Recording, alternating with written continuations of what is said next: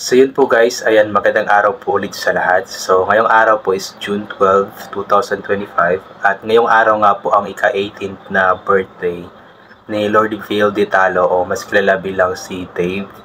At sana wag po natin kalimutan yung pakiusap po nila Tekram dun sa nakaraang live nila na wag daw po tayong mag-comment ng hindi maganda kung sakali man na mayroong live yung sinamahan ni Kuya Dave. Dapat ibigay daw natin ang araw na ito sa bata. So panoorin po muna natin muli yung pakiusap nila Tekram at sana masunod po natin ito. Sana pagka, yun nga, sabi mo nga din sa live, sana po, pakiusap lang po sa live, kung ila-live po nila, para na lang ho kay Kuya.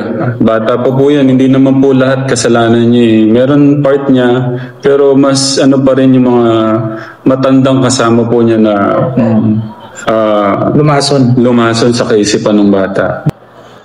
Ako po, Katekram, nakikiusap po sa inyo.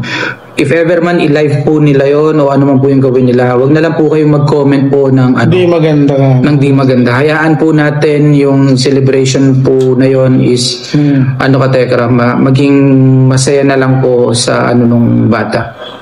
Kasi yun yung inaalala ko eh. Baka halimbawa ila-live nila tapos syempre yung galit ng Tekram community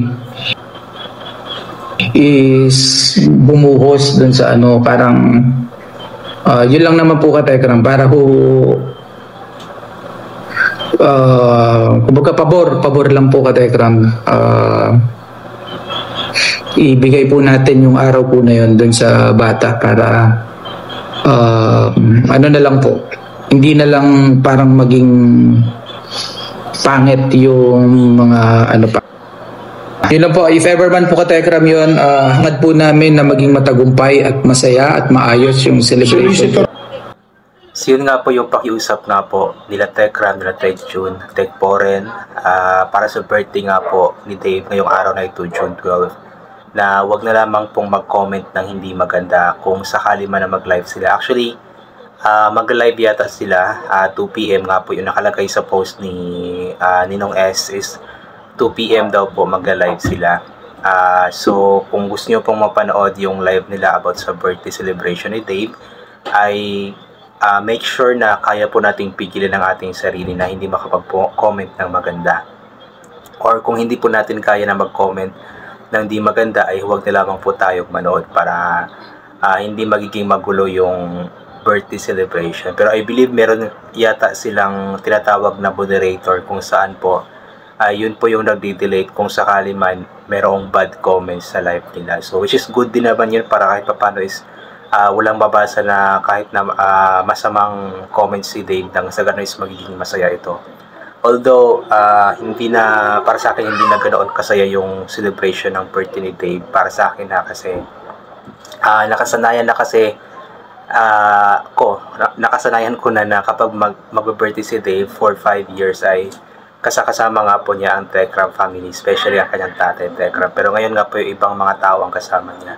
So yun, ibigay na lamang po natin sa bata itong araw na ito na na maging masaya siya kung nasan man siya ngayon, kung sino man ang kasama niya ngayon, kasi birthday naman niya at officially hindi na siya bata, adult na siya kasi 18 years old na nga po siya ngayong araw na ito. And yun, alam ko na tayong lahat po na-shock nga po sa lahat ng mga pangyayaring ito. Dala ng buso ng damdamin is nakakapagsabi tayo ng hindi maganda sa kanya before.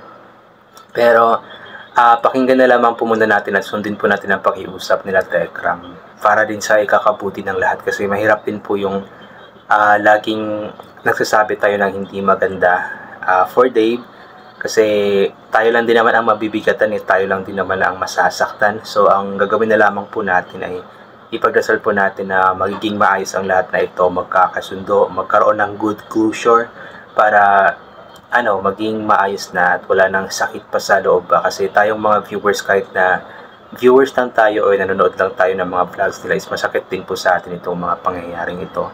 So ayun,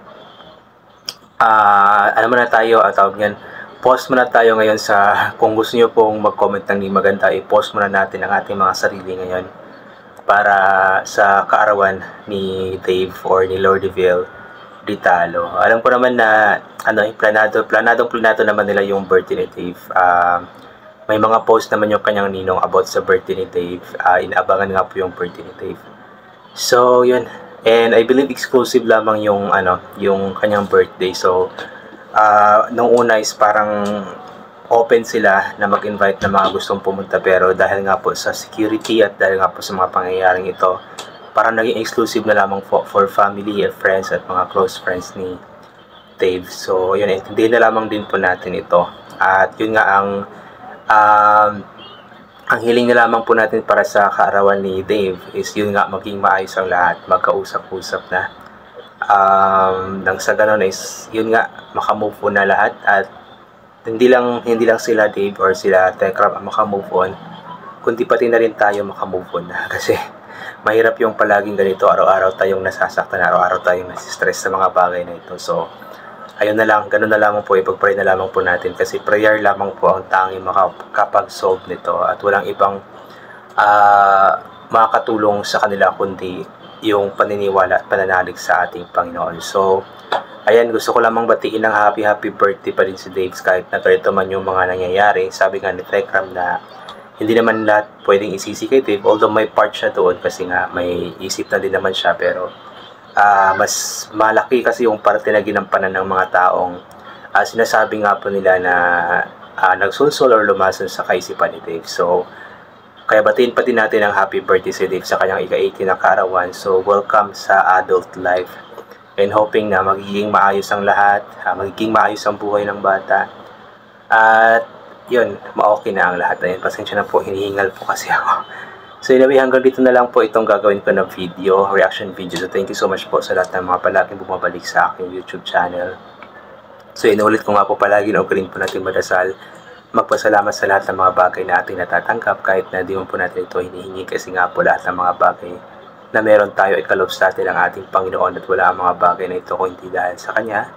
And always bring pa yung kapote, sombrero, or anything na pwede maging proteksyon sa katawan kapag lalabas po tayo. Nang sa ganun kapag mainit na hindi po tayo mainitan or kapag biglang umulan na hindi po tayo mababasa ng ulan. And always take vitamin C para ma-boost ang ating immune system at hindi po tayo matatamaan agad-agad ng kung ano-ano mang mga sakit-sakit. Especially sa panahon ngayon na paiba-iba nga po yung napakainit tapos bigla-bigla na lamang po umuulan. So once again, inuulit ko hanggang dito na lamang po muna ito. God bless and bye for now po.